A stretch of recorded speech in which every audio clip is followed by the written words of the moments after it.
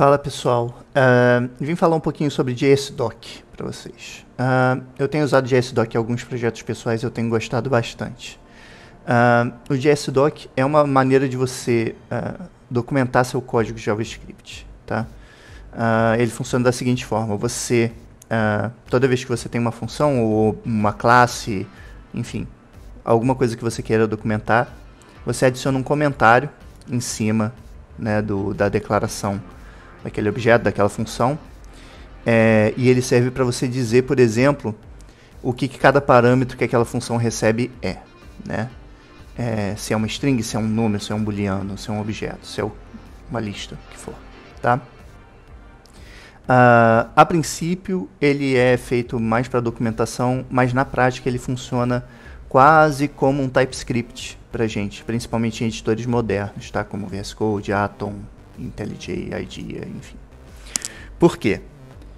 Porque você ganha a checagem de tipos do TypeScript, né? De você checar se uma função está sendo chamada com os parâmetros corretos, ou se o retorno dessa função está sendo usado da maneira corretamente, sem você ter que mudar todo o seu ferramental para TypeScript, ter que aprender algumas coisas novas sobre TypeScript. Se você sabe tipos e você coloca um comentário em cima de uma função, alguma coisa, automaticamente você ganha aquela checagem de tipos quando você estiver usando a função. Tá?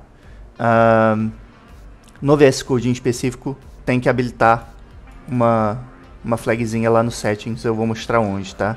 Mas primeiro eu vou mostrar como que isso tem funcionado para mim no meu editor de preferência, que é o IDEA. Depois eu vou fazer um vídeo especificamente sobre por que eu migrei do VS Code, tá? Mas enfim, eu tenho a função aqui, que é uma função que eu uso no Redux, num projeto React, tá? E o que essa função faz? Ela retorna um objeto com essas coisas aqui. Tá? Não vou entrar muito em detalhe o que essa função faz. Mas digamos que eu quero documentar como que essa função é para ser usada. Tá? Eu já fiz aqui o JSDoc, então eu só vou colar. Tá? Mas... ops, botei na linha errada. Basicamente eu fiz um comentário aqui. Vocês veem que isso daqui é um bloco de comentário. E eu documentei com as diretrizes do JSDoc, tá? Com a sintaxe, digamos assim, do JSDoc. A princípio eu coloquei só uma mensagenzinha dizendo para que essa função existe, o que ela faz, né? Ela retorna uma action que pega a mensagem de welcome do backend. Tá? Ela recebe um parâmetro, que é uma string, né? Que é o current message, e ó, só um detalhe, só o fato de eu ter colocado o comentário, meu editor de texto já sacou que ele pode anotar esse tipo para mim. Então ele já anotou para mim que esse current message é uma string. É esse tipo de coisa que eu estou querendo dizer. Você ganha alguns poderes que são poderes meio que exclusivos do TypeScript, né? Quando você está fazendo uma aplicação JavaScript, você teria que usar o TypeScript para fazer essa checagem de tipos, mas sem eu precisar mudar o ferramental inteiro. Tá? E aí, por exemplo, aqui está me dizendo que ele retorna um objeto que request success e failure aqui são strings. Se eu venho aqui e mudo esse cara para 42, por exemplo, automaticamente ele começa a reclamar, dizendo, olha, o retorno era para ser uma coisa e você está retornando outra. Né? E no caso do meu editor aqui, o IDEA, ele está até me dizendo, olha, você não quer mudar a documentação? Se você clicar aqui, eu mudo a documentação para você. Aí se eu clico aqui, ele tá vendo? Ele já mudou o request para number, em vez de uma string. Tá? Eu vou voltar aqui porque, enfim, não faz sentido o que eu fiz.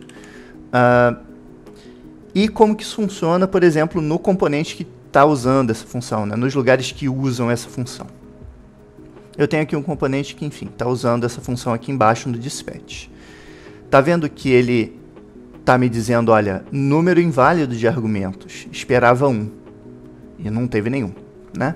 Então, o próprio editor está me dizendo, olha, você está fazendo uma besteira aqui, né? Os tipos das coisas não estão batendo. Se eu passo, por exemplo, 42 aqui, ele vai continuar me dizendo, olha, o argumento do tipo número não é assinalável ao tipo string. Ele só vai parar de reclamar se eu colocar uma string aqui. Ele só vai parar de reclamar se eu colocar uma string aqui. E, pô, tudo isso porque eu coloquei um comentário na função, tá? No caso do editor que eu estou usando, e esse é um dos motivos pelos quais eu migrei do VS Code, ele mesmo gera esse comentário para mim, tá? Se eu faço assim. Ele automaticamente documenta tudo para mim, no caso só o parâmetro que eu tenho que dizer que é uma string, porque ele não tem como saber pelo uso, né? Não tem como ele saber que é uma string. Mas enfim, vamos ver isso no VS Code então, porque eu sei que todo mundo usa o VS Code, então vamos ver como que isso funciona no VS Code. Como eu disse, para o VS Code eu preciso adicionar essa flagzinha no meu settings, tá? js/ts implicit project config check.js.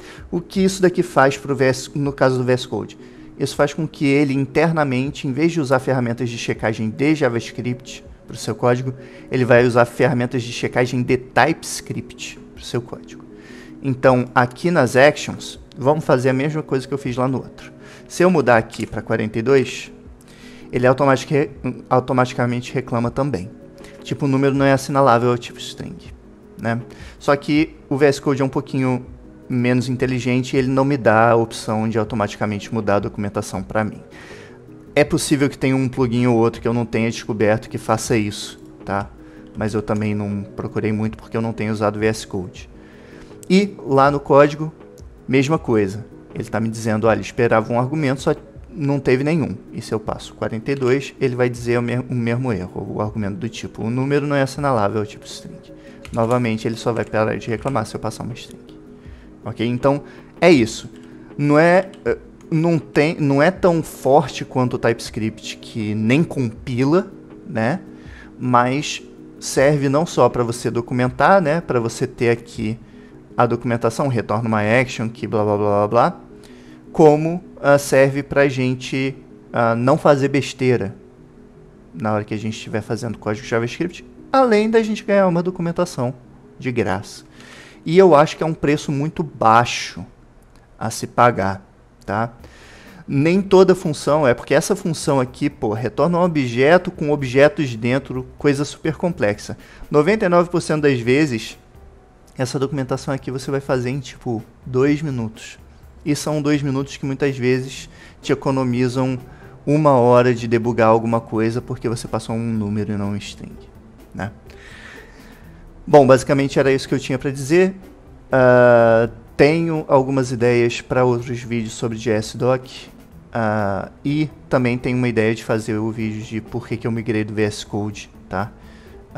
Então, enquanto eles não saem, deixa aí as perguntas ou sugestões ou comentários aqui nos comentários e eu vou deixar todas as referências na descrição, como sempre, tá bom? Valeu, abraço e até a próxima.